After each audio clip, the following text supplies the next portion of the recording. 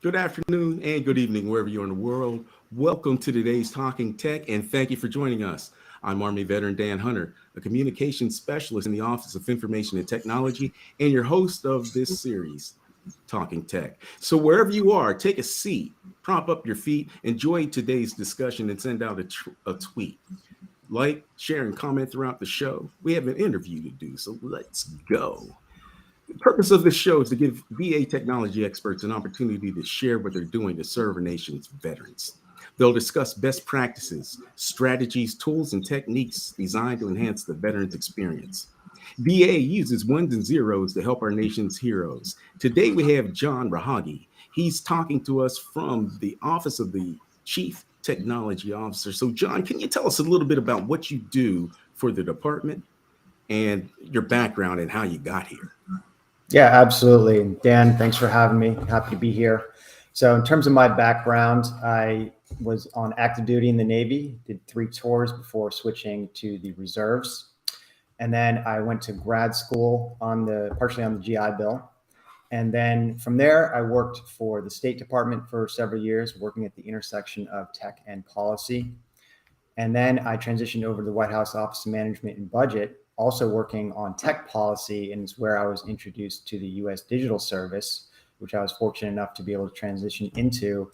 And then I was on the Login.gov project, was on the team that launched the first version of Login.gov.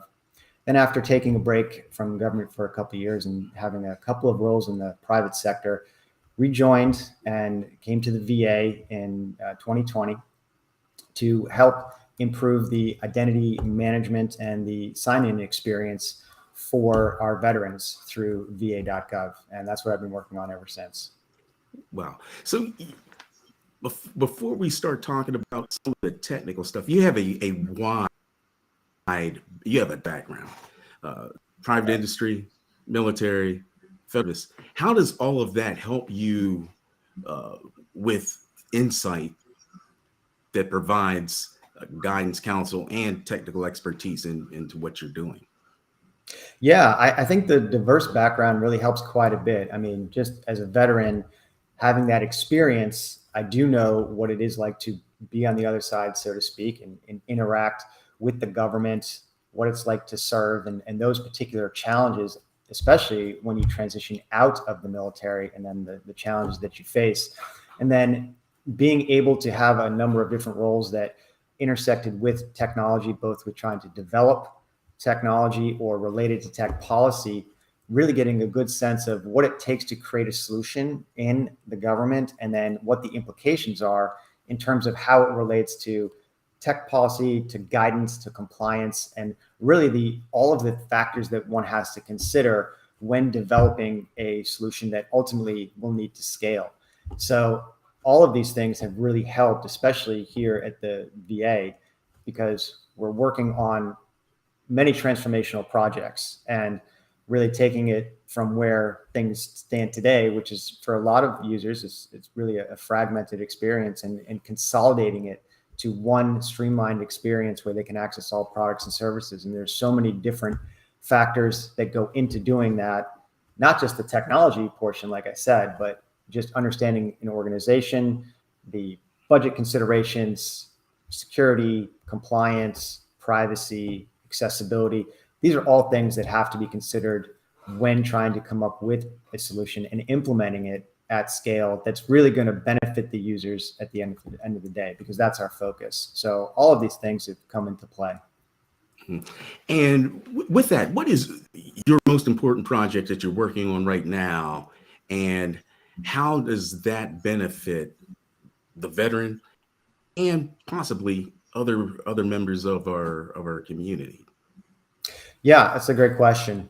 So the most important thing that I'm working on right now is the further implementation of Login.gov and consolidating the pathways that our users access benefits and services to va.gov. So we're really looking at creating that single source where everyone can get access to everything that they've earned and not have to navigate a bunch of different websites, and to be able to sign in once, get access to everything.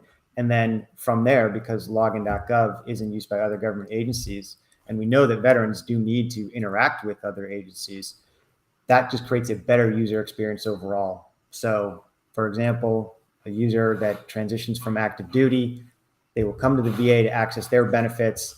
Many veterans, for example, will work for the federal government. They'll need to go to USA Jobs, and they can do that all through Login.gov. And that's the type of experience that we want to create, not only for the VA, but as a whole, when it comes to the veteran and user experience, is to make it seamless.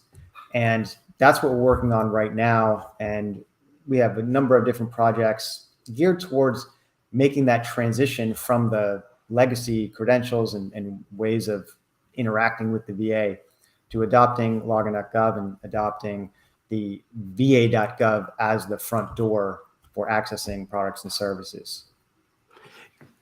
So if I understand this properly, it's, if you think about the key, a person having a keychain and they have a lot of keys on the keychain, what it sounds like Login.gov is the master key. You can use that for to gain access to a lot of different sites within the va.gov, as well as the rest of the other government agencies, if I have that correct.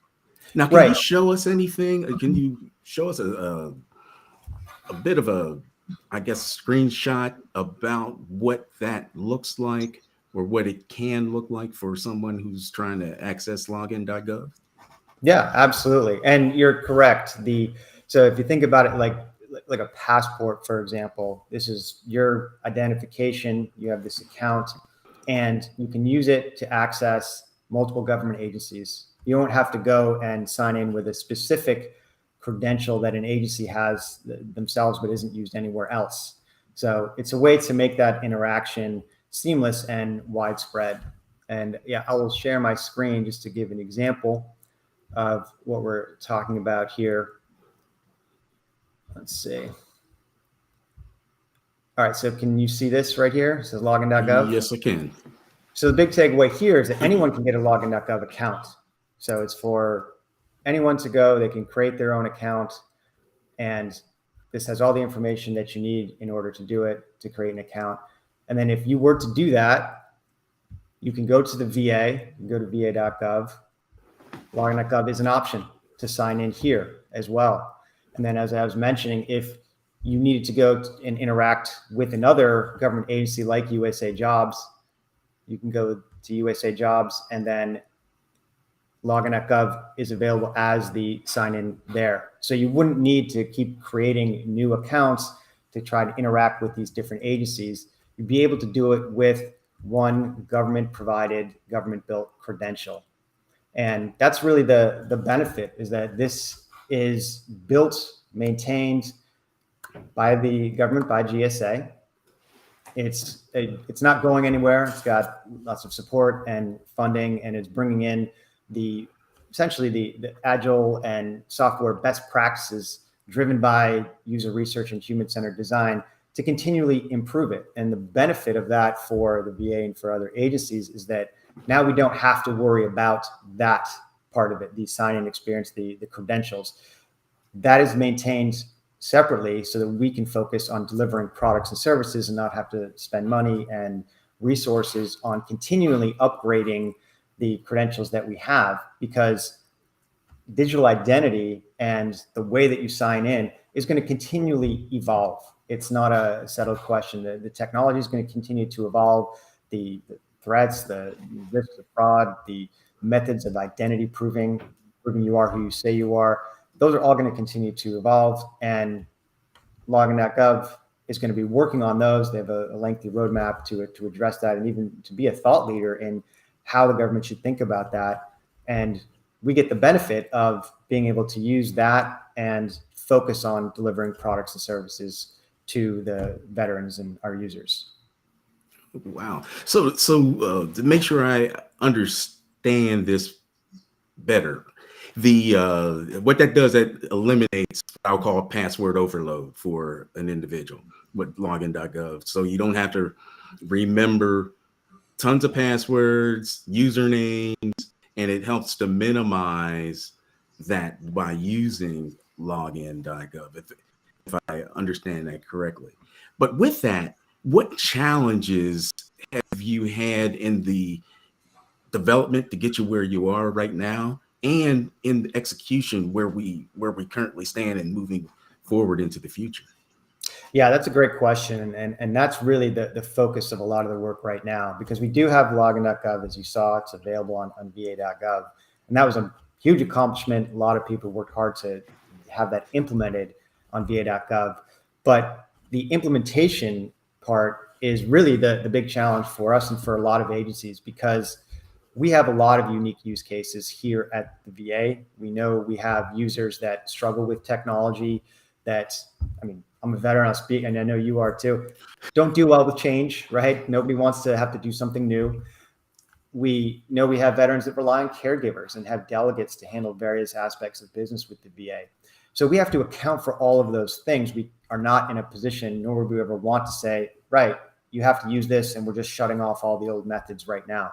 So we're looking at ways to increase the adoption and migrate users to using Login.gov, taking into consideration all of these use cases, the fact that we have to develop a pathway for everyone to be able to adopt new technology like this. And so that's what we're in the process of scoping now, figuring out how to do that.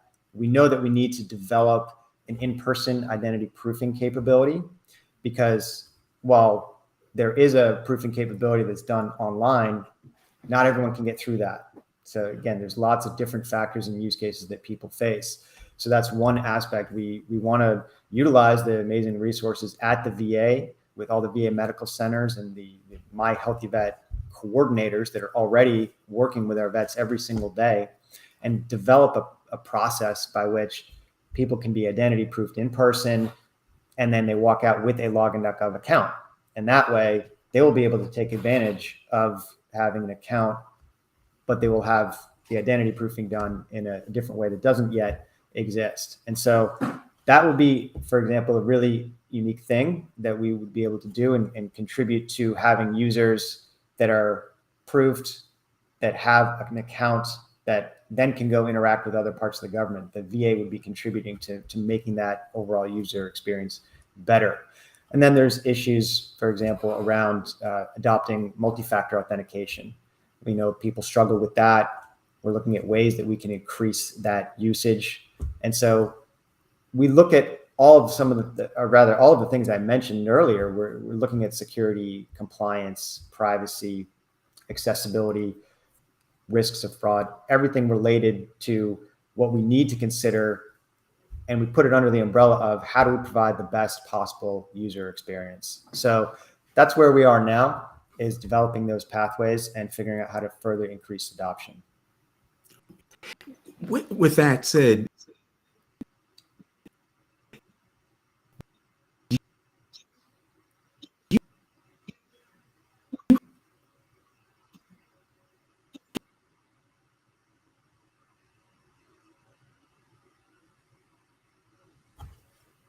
Sorry, it looks like you froze up on me here.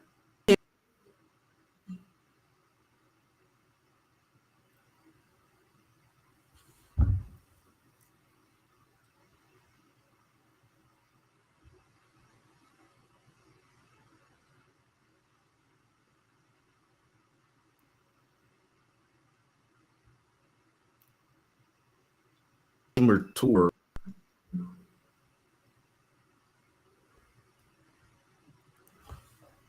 Sorry, it looks like you cut out on me here. Didn't catch that question. Yeah, test 1 2, testing 1 2 1 Okay. 2. Just checking real quick. Do you have a feedback mechanism, a way that you're able to obtain input from veterans or other users of the tool Login.gov? Yeah, there are surveys that go out, and people are always free to contact a help desk if they need to. And Login.gov has a mechanism as well that people can provide feedback for that platform, because they are continuing to build and develop that, and we're working on the implementation. Well, you look like you've been part of this project for a long time, and things have come a long way. You're in the midst of an implementation. Can you talk about what the future holds?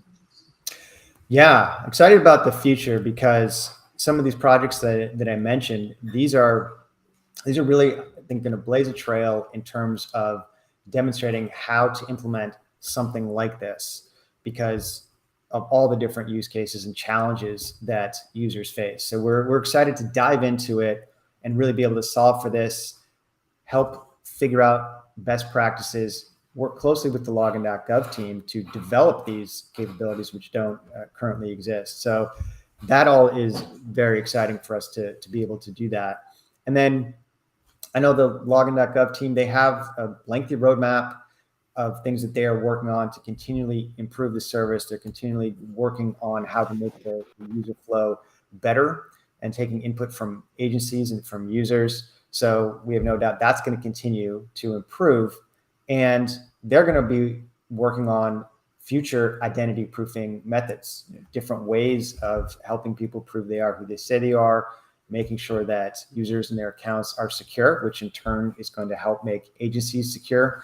And we're going to be collaborating with them on doing that. So I think the future is very bright, and it's going to be very interesting because there's a lot of really unknowns that we're going to solve for. And so I think that's really a great thing that the VA is going to be able to help blaze that trail and figure some of these things out. Right. Well, one thing I wanted to ask: are you working on any other projects that you get information or you're informed by human-centered design? All of them Everyone? within the chief technology office, within this office, and really, I mean, across the VA, all of our partners, everyone is focused on human-centered design. I mean, that's the engine that drives everything, and that really everyone is obsessed with is how do we improve the user experience and how do we know that we're doing it?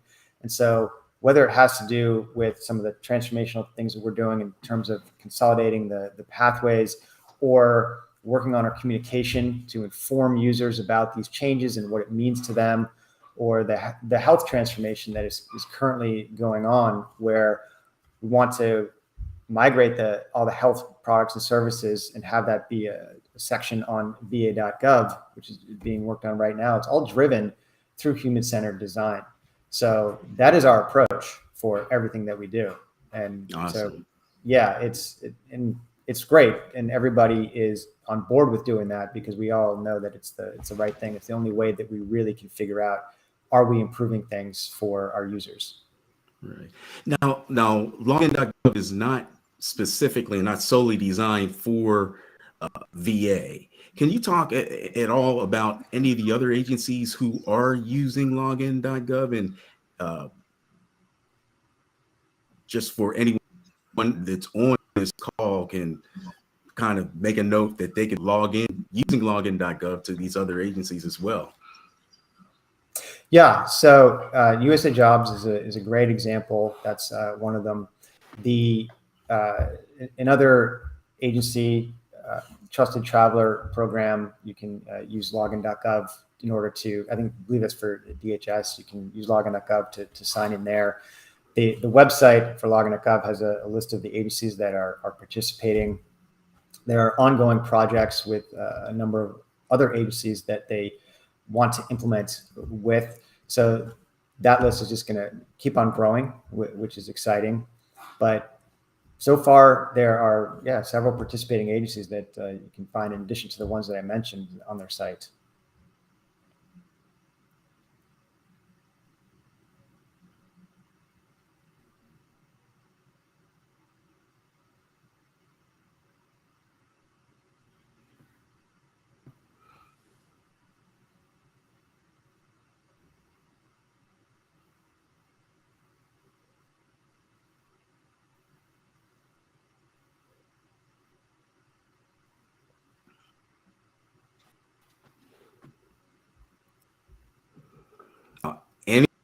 Anything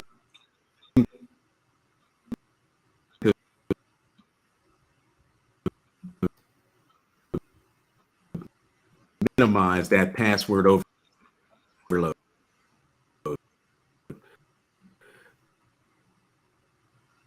Sorry, lost you there for a second.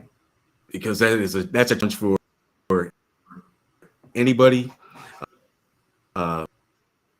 particularly this soldier. So, no, greatly appreciate what your tool works for mobile devices, such as your cell phone.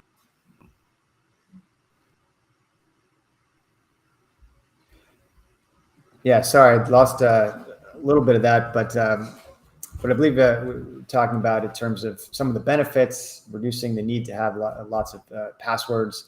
And yeah, we do have this available for Login.gov, available for mobile applications. And as we continue to develop new products and services, they will get integrated with Login.gov, including mobile. And that's a big double back it. All right, am I test 1 2? Test 1 2.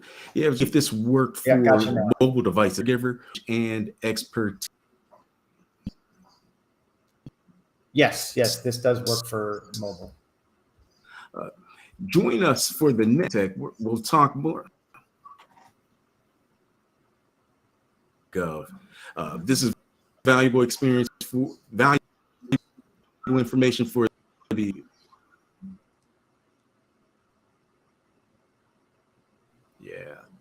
No, this is valuable information for the veteran, their caregiver, or anyone else who needs to access government services and VA services. Your knowledge.